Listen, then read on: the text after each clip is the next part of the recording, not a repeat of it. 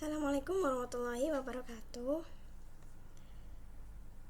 Kami dari grup K akan mempresentasikan hasil pengerjaan kami dari latihan soal. Untuk yang pertama yang saya bahas, untuk latihan soal E7.9,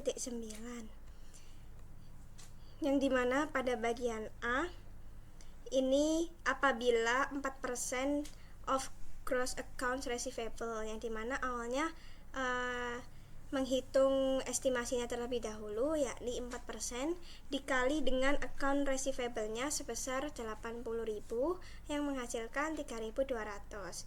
Nah, ini maksudnya adalah saldo allowance yang seharusnya di akhir periode itu sebesar 3.200 pada kredit. Nah, lalu kita akan menghitung jumlah penyesuaiannya, yang dimana awalnya allowance for doubtful accounts ini di debit, maka dia harus dikredit lalu ditambahkan dengan 3.200, sehingga 1.750 ditambah 3.200 yang menghasilkan 4.950.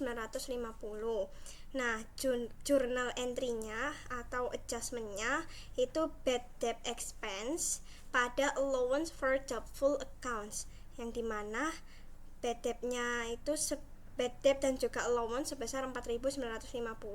Bad debt pada debit dan allowance for doubtful account pada kredit. Pada bagian B, perusahaan menghitung estimasi piutang tak tertagih sebesar 5% dari total accounts receivable. Dengan total piutang sebesar $80.000, maka estimasi kerugian piutang yang diharapkan adalah sebesar $4.000. Namun, pada akun allowance for doubtful accounts, sudah terdapat saldo awal sebesar 1.750 di sisi kredit. Karena metode yang digunakan adalah metode allowance, maka yang perlu dicatat adalah penyesuaian sebesar selisih antara estimasi yang seharusnya dengan saldo yang sudah ada. Selisih tersebut adalah sebesar 2.250 yang kemudian diakui sebagai bad debt expense. Dengan pencatatan ini, saldo allowance for doubtful accounts akan menjadi sesuai dengan estimasi yang diharapkan, yaitu sebesar 4.000. Jurnal yang dibuat adalah mendebit bad debt expense dan mengkredit allowance for doubtful account sebesar 2.250. Pada soal E7.12, pada tanggal 1 Juli, Stanford ini menjual barang kepada Ledger dengan harga 10.000 euro dengan syarat jika dia mampu melunasi dalam 10 hari, maka dia akan mendapat diskon sebesar 2%. Nah, perusahaan ini menggunakan metode neto dalam mencatat penjualan dan piutangnya. Artinya adalah perusahaan ini langsung mengasumsikan bahwa pelanggan tersebut akan mengambil diskon yang diberikan perusahaan. Nah, jadi perhitungan yang akan kita hitung nantinya adalah 10.000 euro ini dikalikan dengan 2%, menghasilkan 200 euro. Yang kemudian harga jualnya sebesar 10.000 euro dikurang dengan diskon 200 euro, sehingga diperoleh nilai sebesar 9.800 euro. Nah, jadi piutang yang dicatat perusahaan adalah 9.800 euro dikarenakan dia menggunakan metode neto, yang mana metode yang dicatat itu nilainya setelah dikurangi potensi diskon sejak awal dengan asumsi pelanggan akan membayar dalam waktu periode diskon. Lalu untuk jurnalnya sendiri adalah account receivable di sisi debit sebesar 9.800 euro dan sales revenue di sisi kredit sebesar 9.800 euro. Lalu pada tanggal 5 Juli, piutang sebesar 12.000 euro dijual kepada Rothschild tanpa jaminan dengan biaya pembiayaan sebesar 9%. Nah, karena ini tanpa jaminan, maka transaksi ini itu dapat dianggap sebagai piutang penjualan. Sehingga piutang ini nantinya akan dikeluarkan dari pembukuan. Nah, perhitungannya bagaimana? Jadi perhitungannya itu 12.000 euro dikalikan dengan 9%, menghasilkan 1.080 euro. Nah, kas yang diterima itu adalah 12.000 euro dikurang dengan 1.080 euro sama dengan 10.920 euro. Nah, selisih sebesar 1.080 euro ini nantinya dicatat sebagai kerugian penjualan piutang. Lalu jurnalnya bagaimana? Jadi jurnalnya itu cash di sisi debit sebesar 10.920 euro, loss on sale of receivable di debit sebesar 1.080 euro, dan account receivable di sisi kredit sebesar 12.000 euro. Lalu pada tanggal 9 Juli, piutang sebesar 9.000 euro dijadikan jaminan untuk memperoleh pinjaman sebesar 6.000 euro dari Retter Credit Corp dengan biaya pembiayaan sebesar 6%. Nah, karena ini itu merupakan penjaminan dan bukan penjualan, maka piutang ini tetap dicatat dan perusahaan itu tetap mencatat utangnya ya. Nah, jadi perhitungannya adalah sebagai berikut. Jadi 6.000 euro ini nantinya akan dikalikan dengan 6% sehingga menghasilkan 360 euro. Nah, kas yang diterima itu adalah 6.000 euro dikurangi dengan 360 euro sama dengan 5.640 euro. Nah, biaya sebesar 360 euro ini dicatat sebagai beban. Lalu jurnalnya adalah cash di sisi debit sebesar 5.640 euro, financing charge expense di debit sebesar 360 euro, dan notes payable di sisi kredit sebesar 6.000 euro. Baik, di sini saya akan menjelaskan soal bagian 7.12 bagian yang Desember. Ada terjadinya transaksi pada tanggal 29 Desember. Jadi di sini tuh kita punya tagihan ke Ledger CO sebesar $10.000. Tiba-tiba mereka mengalami kebangkrutan dan mereka bisa membayar 10%-nya saja. Jadi artinya kita sudah pasti kehilangan 90% dari uang tersebut. Kenapa di sini angkanya kenapa di sini debitnya itu 9.000? Karena 90% dari 10.000 sudah dianggap sampah atau tidak mungkin tertagih. Kenapa kita menggunakan akun allowance? Karena dalam akuntansi kita sudah pasti tabungan cadangan atau allowance untuk mengantisipasi orang yang tidak bayar. Jadi ketika kita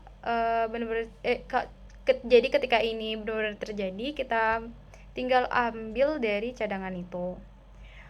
Jadi alur logikanya kita kurangi saldo cadangan kita dan kita hapus dari ledger, dari daftar piutang kita karena orangnya sudah tidak ada atau bangkrut, mengalami kebangkrutan.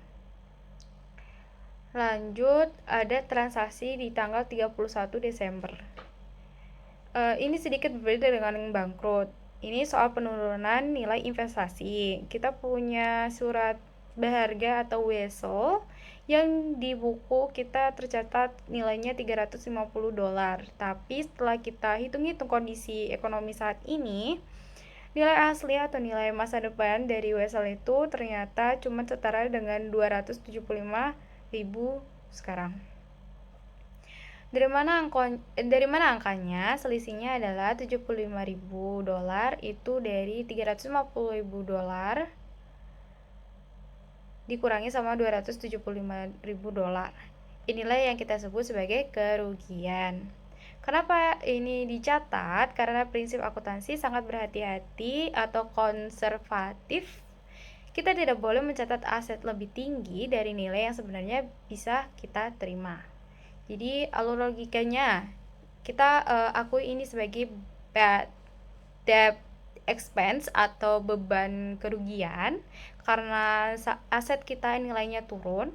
Lalu kita tambahkan ke cadang penurunan nilai yaitu allowance agar nilai bersih wesel di laporan keuangan mencerminkan angka yang jujur yaitu $275.000. Di sini saya akan menjelaskan tentang latihan soal P7.7 LO4 yaitu notes receivable with realistic interest rate atau piutang wesel dengan tingkat bunga realistis. Disebutkan di soal jika pada tanggal 1 Oktober 2022 Arden Farm Equipment Company menjual sebuah mesin pemanen kacang pecahan kepada Valco Dairy Farm. Sebagai pengganti pembayaran tunai, Falco Brother Farm memberikan Arden sebuah wesel tagi berjangka waktu 2 tahun senilai $120.000 dengan bunga 8%. Bunga 8% itu merupakan tingkat bunga yang realistis untuk jenis wesel seperti ini. Wesel tersebut mensyaratkan bunga dibayar setiap tahun pada tanggal 1 Oktober. Lalu laporan keuangan Arden Farm Equipment Company itu disusun berdasarkan tahun kalender, yang artinya berakhir pada tanggal 31 Desember. Jadi kita perlu membuat jurnal penyesuaian untuk piutang bunga setiap akhir tahunnya. Berarti di sini harga mesin pemanen kacang pecannya itu seharga 120.000, lalu bunganya 8%, dan tanggal pembeliannya itu 1 Oktober 2022, yang diberi wesel tagi berjangka waktu 2 tahun. Berarti jatuh temponya pada tanggal 1 Oktober tahun 2024. Di sini mari kita lihat pencatatan jurnalnya. Yang pertama, pada tanggal 1 Oktober 2022 terdapat akun wesel tagi pada pendapatan penjualan senilai $120.000. Lalu pada tanggal 31 Desember 2022 terdapat akun piutang bunga pada pendapatan bunga senilai $2.400. Cara memperoleh $2.400 itu dari 120.000 dikali 8% dikali 3/12. 3/12 ini diperoleh dari 3 bulan bunga yang telah berjalan, dihitung mulai Oktober, November, lalu Desember. Di sini kan Arden menggunakan laporan keuangan berdasarkan tahun kalender, berarti setiap tanggal 31 Desember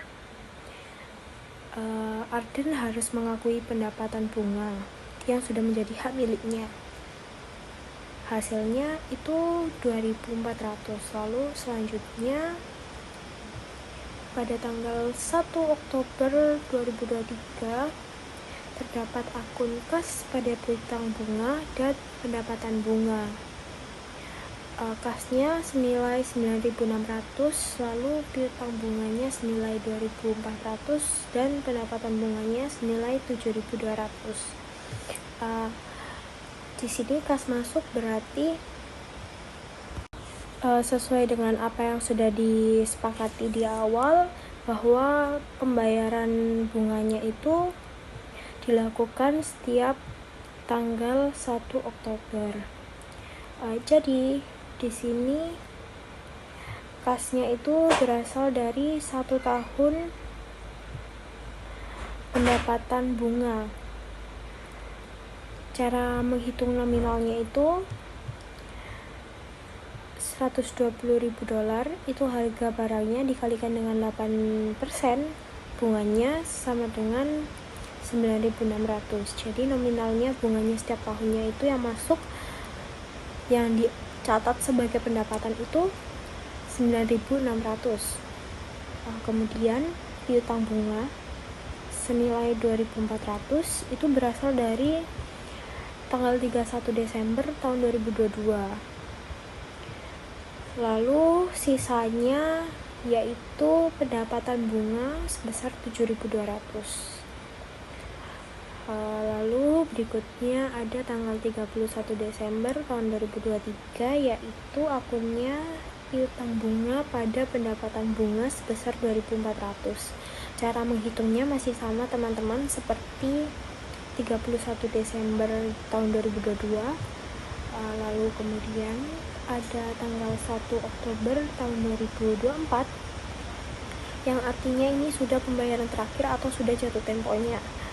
Di sini terdapat akun kas pada piutang wesel, piutang bunga, dan pendapatan bunga. Di sini kasnya senilai 129.600, lalu piutang weselnya sebesar $120.000